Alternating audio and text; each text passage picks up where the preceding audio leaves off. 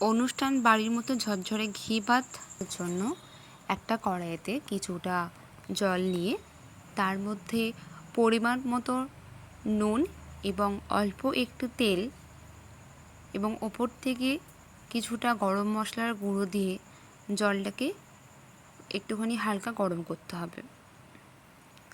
তারপর চালটা দিতে হবে। আমি রাইসটা বানানোর জন্য 1 কাপ মতো চাল ব্যবহার করেছি। সেই চালটাকে আগে থেকে ভালো করে ধুয়ে রেখেছি 3-4 বার।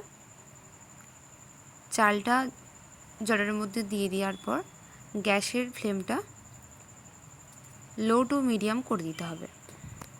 আমি এখানে ইন্ডিয়া গেটের বাসমতি রাইস ব্যবহার করেছি। আপনারা যে কোনো লুজ চাল ব্যবহার করতে পারেন। একটা কড়াইতে কিছুটা ঘি দেওয়ার পর ওই কড়াইতে আগে থেকে কেটে রাখা সবজিগুলো দিয়ে দেবো একে একে। প্রথমে গাজর কুচি দেবো।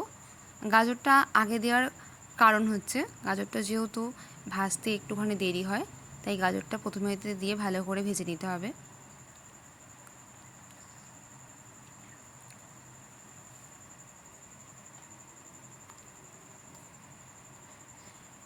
এই সময় গ্যাসের ফ্লেমটা একদম বেশি জোরে বাড়াবেন না, তাহলে গাজরগুলো পুড়ে যাওয়ার ভয় থাকে।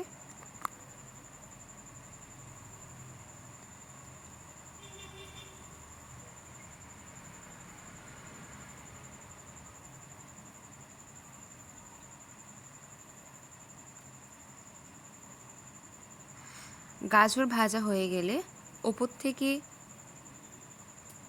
কেটে রাখা বিনস কলাইগুলোকে দিয়ে দেবো। তারপর ক্যাপসিকাম কুচিগুলোকেও দিয়ে দেবো।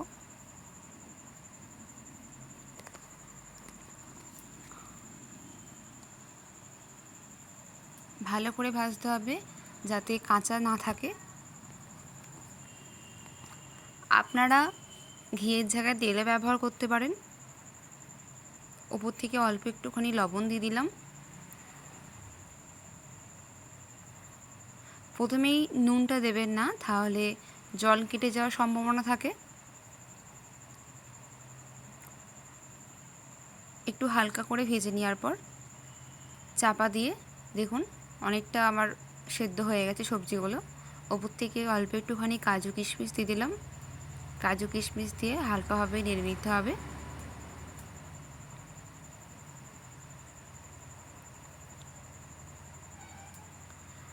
আবার ওপর থেকে কিছুটা ঘি দিয়ে দেওয়ার পর আগে থেকে যে ভাতটা করে রেখেছিলাম সেটা ওপর থেকে দিয়ে দেবো। হালকাভাবে নাড়বেন যাতে চালগুলো ভেঙে না যায় আর লেগে না যায়।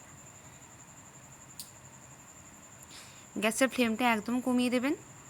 ওপর থেকে অল্প একটুখানি চিনি দিয়ে আবার রাইসটা ভালো করে নেড়ে নিতে হবে।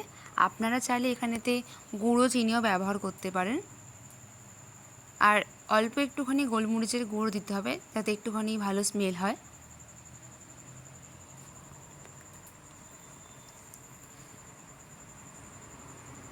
দেখুন আমার রাইস প্রায় তৈরি হয়ে গেছে। কতটা ঝরঝরে হয়েছে দেখুন খালি একবার, আর লেগেও যায়নি একটার সঙ্গে একটা।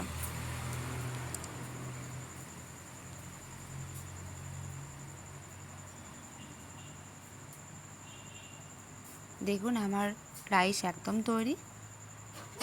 অনুষ্ঠানের বাড়ির মতো ঝরঝরে রাইস আপনারা বাড়িতে অবশ্যই বানাবেন, খেতে খুব ভালো হয়। ভিডিওটি ভালো লাগলে অবশ্যই লাইক, শেয়ার, সাবস্ক্রাইব করে দেবেন। এখন ভালো থাকবেন, সুস্থ থাকবেন। ধন্যবাদ।